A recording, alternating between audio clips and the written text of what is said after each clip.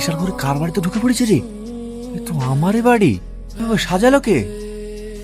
তুমি তুমি কে? কাল রাতেই তো আপনি আমাকে আপনার বাড়িতে আশ্রয় দিলেন। শালা, নেশার ঘরে কখন যে কি করি।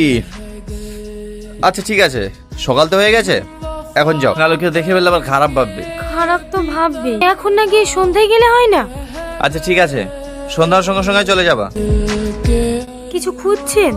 ঘর তো তুমি খুঁজিছো, এইখানে মদের বোতল ছিল, কোথায় রেখেছো? ওইসব খেলে শরীরের ক্ষতি হয় তো, তাই আমি ফেল দিয়েছি। সকালে পেটে মাল্লা পড়লে আমার দিনটা বেকাচ্ছে। মাল খেয়ে গাড়ি চালিও না, এবার থাকো 2 মাস বিছানায় পড়ে। আপনার অ্যাক্সিডেন্ট কি করে হলো?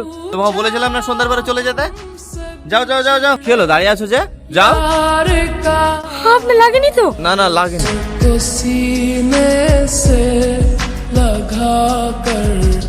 আরে অনেকদিন পর আমার স্পেশাল কাস্টমার এসছে রে।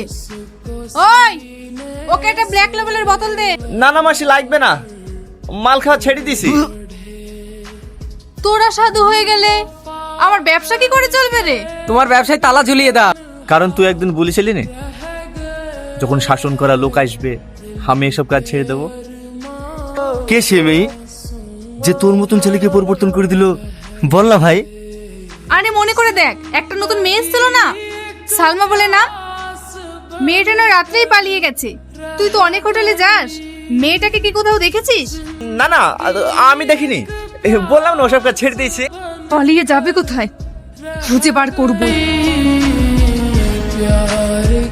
শোন টনি, তুই বাইরে যা খুশি তাই করগে, আমরা দেখতে যাব না।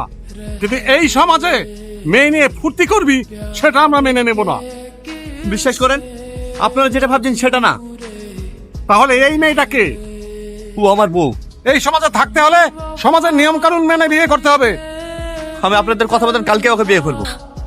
কে বলেছে আমার ক্ষতি হয়েছে? তুমি আসার পর আমার জীবনে অনেক পরিবর্তন এসেছে।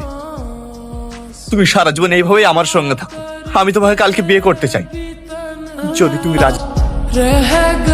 বন্ধ কর এই বিয়ে, এই বিয়ে হবে না। কিন্তু এই ছেলেটাই মেয়েটাকে কিডন্যাপ করে এনে চুরি করে বিয়ে করছে। স্যার, ওর কথা বিশ্বাস করবেন না। তো আমাকে দিয়ে নোংরা কাজ করাতে চেয়েছিল। হোটেলে থালা বাসন মাজতে তুই নোংরা কাজ বলছিস? তো চাচাকে মাসে মাসে টাকা পাঠাতে হবে। ওইখান থেকে পালিয়ে এসে বিয়ে করে সংসার করবি না, জীবনে বিয়ে করে না মুখে লিবি না।